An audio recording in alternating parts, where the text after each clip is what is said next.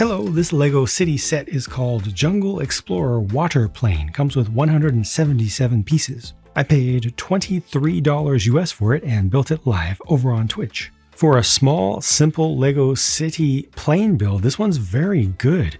It's very believable in many ways. It just needs more length to the tail, which isn't really crucial here for what it's trying to do, but it definitely needs some more wingspan. But that's easy to add on to with just a couple extra plates. But overall, I mean, this is better than it needs to be because it has genuine building for the decorations on the side with the studs on the side construction with the diagonal tiles, and especially the nose is rounded in nicely as viewed from above and from the top. So you've got these relatively new wedge curve pieces, the 2x2s there, that add a lot to the shaping. I don't know if it needed this piece right here in this case. It's trying to look a little bit older. The plane's trying to look older than it is, but all in all, I'm happy with this thing. It has generous floats there. Everything is perfectly sturdy. They even have wing spars or wing struts underneath there, which is a little extra.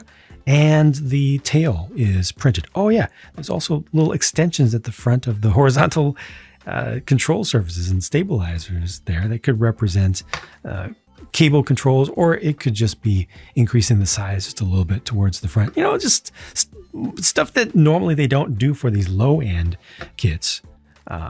They don't really need details that aren't absolutely needed, but they did them here anyway. I'm happy to see that. Easily fits two figures in tandem there. You got just the little single control stick at the front and a tiny little space where you could put something that you've picked up or that you're carrying with you.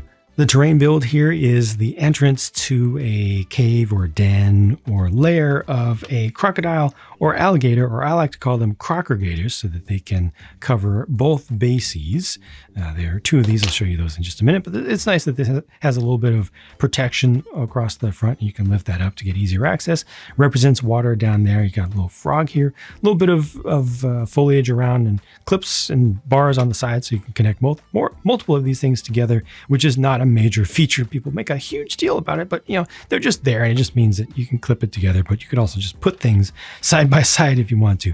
But looking at these, at first I thought that this was using a new set of molds, but it's not. It's the exact same mold that we've had for quite some time now, the second generation Crocodile mold. It's just in all olive green color here. I think the design of the eye is pretty good, and these are able to open up all the way like that. You got the tail is able to move side by side. And again, there are two of these adults included in the set. And there's also a baby one. So we get the baby one again, not the Loki version, just the regular version. And it's in sand green here. So more colors, good. More baby animals, good. And this design is perfectly fine. You can easily put this on top as well and have it just kind of, take a little piggyback ride. Here are the two Explorer figures, or you could potentially call them adventurers if you want. You got the printed tile over here showing that they're going after the Crocodile lair.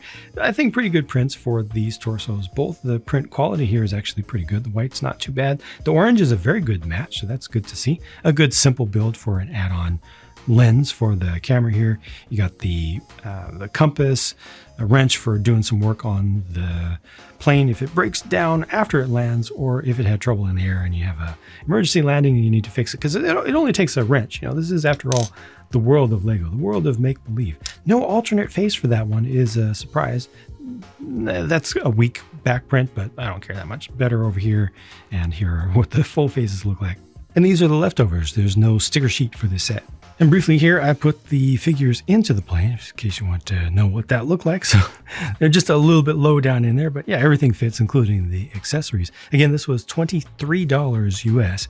It's also 23 euros, I think, 20 pounds UK, and $25 Canadian, which is the lowest price that I've seen, which is incredible. I think the value here is fantastic, especially considering that they include two medium-sized animals, which usually bump up the price of city sets a lot, and a small one additionally. The side build is perfectly fine for what it is. The figures are fine for what they are. The build of the plane is better than it needs to be, for sure. I just would have loved to see the wings being longer, but I honestly would be fine with this costing more than it does. I actually, in 2024, would almost be okay with it being $30. I wouldn't be shocked if it was $35. It is $23. This is great. I would love to see more of that as long as we get some budget options out there, some good value options out there regularly from LEGO across multiple themes. I will be happy, to help offset all the super expensive high-end stuff that they're making specifically for adults and collectors. Thanks for watching. I'll talk to you soon.